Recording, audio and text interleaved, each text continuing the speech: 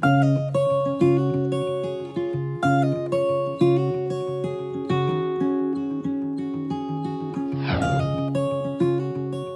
come from a science background. I did my master's in environmental science and management, and I moved into business. So that's what I'm here to talk to you about my journey. How did I get here? Back in 2010, when I graduated from my master's, I moved to Calcutta to do an internship with a young startup back then called Onergy. So Onergy was one of the first few adopters of access to energy products and trying to distribute them to an area called the 24 Parganas, the South 24 Parganas in West Bengal. Now, as some of you might know, South 24 Parganas is considered as energy poor. So that is why they chose that as an area for intervention. When I joined them, I was to develop their marketing strategy, see how these products that change their lives can get into the hands of people whose lives it needed to change. So, so let me just describe to you what this South 24 Parganas is like. The place that I was living and working at was called Lucky Kantapur. It's about 2 hours away from Calcutta. It's got a sea of rice paddies. It's a small town with a few brick and mud houses and a few cement houses as well. But mainly it's got people who have warm hearts and welcome you into their homes. And all of them are facing the same challenge, which is that they do not have access to reliable grid power. Some of you might also know this area as the Sundarbans. So my intention of living and working there was that I wanted to understand firsthand what are the challenges that we're addressing. Why are companies like this, like Onergy, starting up here, and why are they trying to change lives? So I was able to experience firsthand the power cuts that we talk about. Of course, we in Bangalore as well experience it for about 2 to 4 hours every day. But I guess the difference between our experience of a power cut and theirs is that at least we have power for the remaining 18 hours. These people are living without access to power, are dependent on energy sources like kerosene, candles, and other fuels like biomass, all of which have a negative impact on their health as well as the environment. So during one of my field days, when I was going out into the field to market and to sell the product, this usually happens in what they call a heart. So these hearts happen once every 2 weeks, maybe once a month. People travel from far and wide or from neighboring villages to visit these hearts and purchase wares, different kinds of things, starting from chappals to everything else. So it was at these hearts that Onergy had decided that we would start marketing the products. And one of the clients that I interacted with and who ended up purchasing one of the home systems that I was selling, invited us, me and my colleagues who were Bengali, to come back with her and install the system.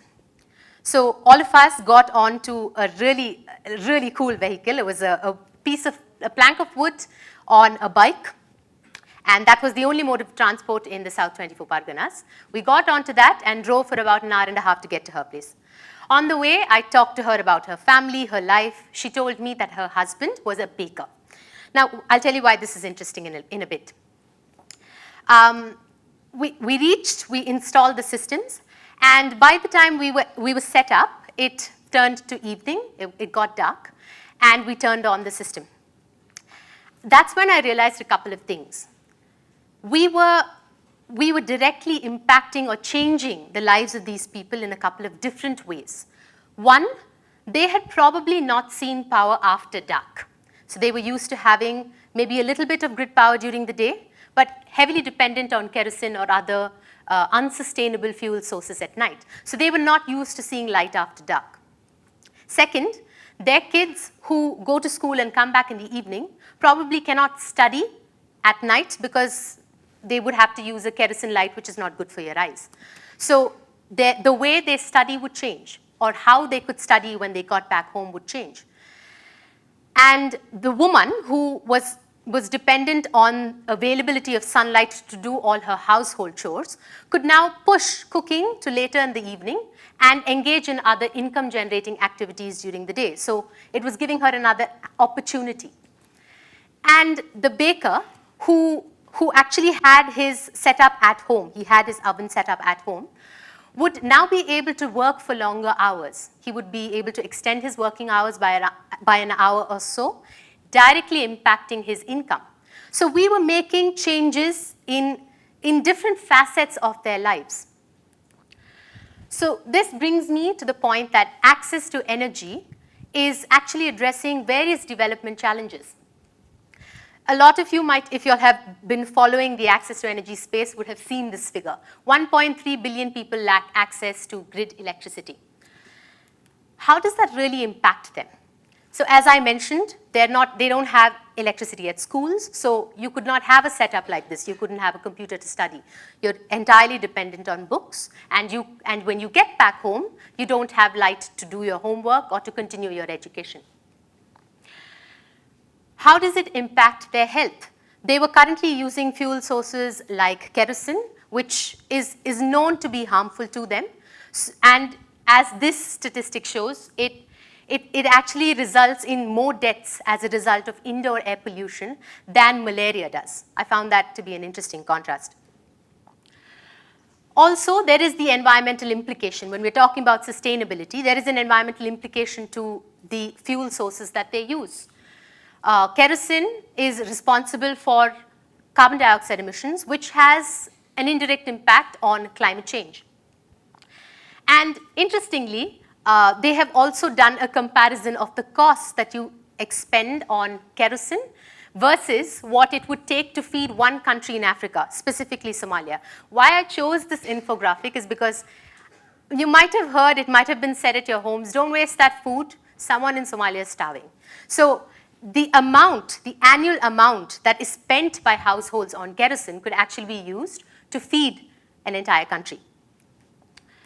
So access to energy has multiple players using multiple models, and what is interesting or important is to see what of these models are scalable. And I think Jackie also hinted at that in her talk. What models actually work in the field? And my personal opinion on access to energy is that because it has such a multifaceted impact on lives, it could result in world peace, but I'm only half joking. So let me take you back to the Sundarbans, to my time with Onergy. So what I had done with Onergy was a significant period of time. I was working with them for a couple of months. And yeah, so that's where I met actually Stuart Crane, who's the founder of an off-grid company called Barefoot Power. Barefoot Power is a Sydney-based company. They design lanterns and home lighting systems that try to address this challenge. And over a beer, Stuart offered me a job based out of Bangalore. And I was to help set up various school charging station projects along with a Bangalore-based company called Selco, if you've heard of it. So I joined them to do that, but what ended up happening is I had to set up the India distribution. I had to set up the Indian subsidiary of the international company. And I was packed off and sent to Uganda to learn how to set up in-country distribution. I trained in sales, marketing, logistics, everything, end to end. And even learned a little bit about the differences between the Africa and the India market. And they are very different markets, as even Jackie will tell you. So when I got back to India, my main job, or my main role, was to set up the Indian subsidiary of this company. And in the 3 years that it took me to do all of this, I have 3 key takeaways from it. One, or at least I had 3 key experiences that I can talk about from it. One is I have now I had the responsibility of setting up an Indian subsidiary of a company without any experience in business. So that was a great learning experience. I hired my own boss, which was also an interesting experience. I recommend it to everyone. And I also hired and trained a team of salespeople who were located across 6 different geographies in the country, mainly in North India. So I did everything from an entry-level sales job of holding the product, demoing it, and selling it, to a blue-collar job of interacting with CXOs of microfinance institutions, of regional rural banks, and of NGOs. So that was what I learned through the course of my work with Barefoot Power.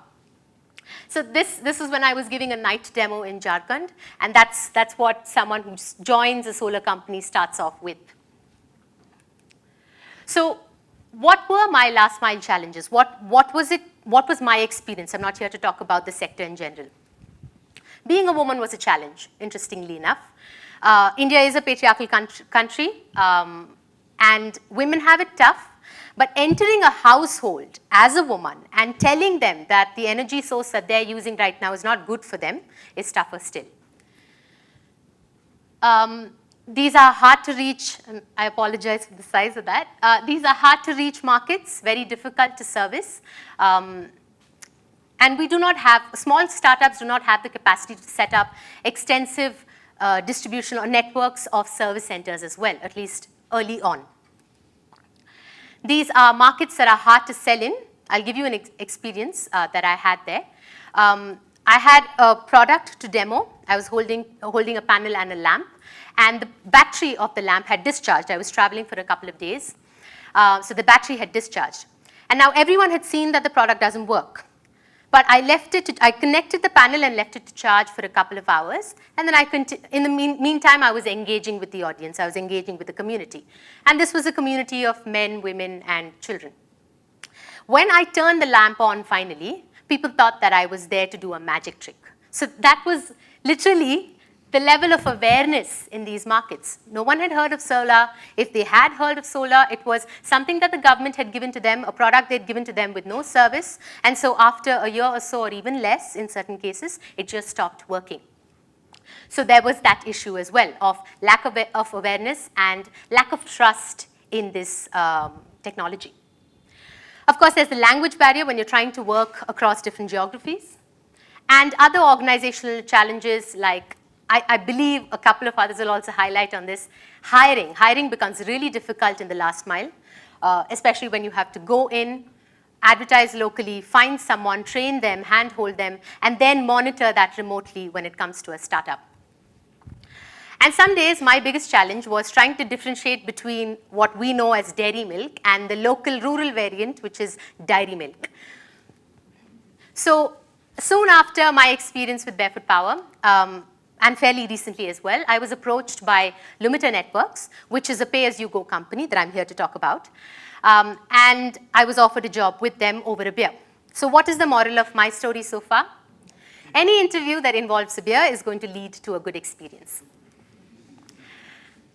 So coming to what Lumita Networks does, let me just take a step back to talk about the clients. Who are we targeting? This is the profile of a rural Indian client. His income is anywhere between 4 to 6K per month and is generally considered as non-bankable because they don't have a credit history. They usually spend between 200 to 400 rupees on kerosene candles and other unreliable sources of energy, and typically purchase either from the market or from the black market. As you can imagine, market is public distribution system, heavily subsidized. Black market is very, very expensive. Sometimes 3 times as more expensive. So this is what we're competing against, essentially. All energy access products are competing against these prices. So there are products anywhere from 500 rupees to 15,000 rupees with various value propositions, from just light, mobile charging, and the ability to power fans and TVs and so on. So where does Lumita fit into this entire energy access ecosystem? What we found is that any person who is earning 4 to 6K a month is not going to have, a month, is not going to have the capacity to pay upfront for a product that costs between 2,000 to 15,000. So all they could afford on a cash and carry basis would be a lamp or a lantern. But if they wanted to grow up the energy ladder, it would not be possible because of how the market is. So Lumita developed a technology solution. This is a San Francisco-based company which developed a technology solution that goes into these various products, whether it's a solar home system, a lantern, a mini grid. It's got a variety of applications. So that chip goes into these products and enables it on a pay-as-you-go model. And just to draw a parallel, the pay-as-you-go model is like your prepaid mobile phones. You pay up front, you get some credit, you utilize it. And that's exactly what these prepaid chips do to various energy products. How it works is a customer will pay cash and in some markets also mobile money and receive certain days of credit or certain amount of energy in the form of an SMS, which they use a device similar to this, a remote control, to punch that token number into the system and recharge it or top it up. And they're now able to use the system for X number of days or for certain amounts of energy. And as these installment payments that they make accrue and equals the cost of the system, say 2,000, 4,000, whatever it is, but they're paying for it over time, over a year or 2 years. So as that total amount is reached, the system will unlock and they're able to use the energy from it for free without having to pay for it anymore. So that's the idea. That's what Lumita Networks does, provide that chip that goes into various appliances. And how do we fit in to that entire supply chain? We produce the technology that we license to various manufacturers, and these can be manufacturers of home systems as well as solar pumps. The manufacturers then provide the products to various distributors, including distributors like S-Mart, who are actually the ones reaching out to the market and selling these solutions. How Lumita engages with the distributor is twofold. Now, whatever information we are collecting about the repayments, obviously every time a recharge is done, a token is getting generated in the cloud. So whatever information we are collecting is available to this distributor as information on a platform that we call Charge Ahead. Now, when a distributor accesses this platform online, they will be able to see the entire credit history of each of their clients, each of their agents, and so on. And also some derivative data about how frequently people recharge, what is the usage pattern, and so on. Now, another way that we engage with distributors is we provide them with a loan, what we call a scalable energy access loan or a SEAL loan. Now, the reason we do this is because when we started working with manufacturers, we found that they have the capacity to pick up these chips and integrate it. But the distributor does not have the capacity to purchase. So they lack the inventory capital as well as the working capital to be able to get these solutions out there. So we've started engaging with another rung or another level in the channel. Of course, the distributor is then selling to agents or retailers, and those retailers are selling to the end users. The agents are also super important because they're the ones who are educating a client about PayG, just as I'm trying to do now. So they need to be able to understand what this technology is to be able to pass on the information. Again, just to reiterate what I was talking about the product cycle of pay-as-you-go. It starts off with a utility that integrates with Lumita and provides their solution to an end customer. The customer, whenever they want to top up, will pay cash or mobile money to a local agent who's usually around them, and it can also be an entrepreneur model. There are various business models that get supported there. And this local agent, via SMS, receives a token from our cloud accounting platform that they then pass on to the customer. And the payment or the movement of money happens directly to the renewable energy provider. So what is Lumita up to now and what's next for us? As I said, I handle business development for the company. I'm looking at both India's market, which is very, very nascent when it comes to pay-as-you-go, but also the Asia market as well as countries outside of Africa. We've currently integrated with several home lighting companies with lanterns, with home systems, but we're also working with solar pump companies. We're working with mini grids. Mini grid is kind of like a micro utility that supplies power to maybe 30, 100 households in an area. So we're trying to look at various applications of this technology. And ultimately what we want to do is to make the entire off-grid world prepaid. That's the big mission. So I guess some of the key things that I wanted to share with you from my own journey in the off-grid space is that it's important for people to work in challenging environments so that, first of all, they have really good stories to tell. And secondly, they learn a lot about what works and what doesn't, rather than when you have a slightly more cushy job. And secondly, being engineers, I can understand that either you all would like to join a company like this or would like to start something up yourselves. And we welcome people like you joining Lumiter and changing how access to energy happens. Thanks, everyone.